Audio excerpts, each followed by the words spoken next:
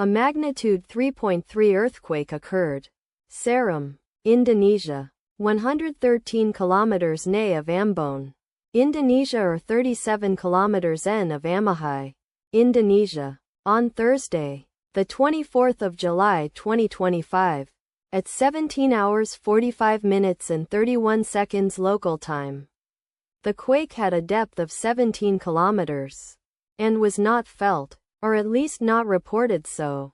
Data source from EMSC. Did you feel it? Let us pray. May the earthquake that occurred not affect our brothers and sisters there. May the earthquake not happen again. And may God protect everyone. Amen.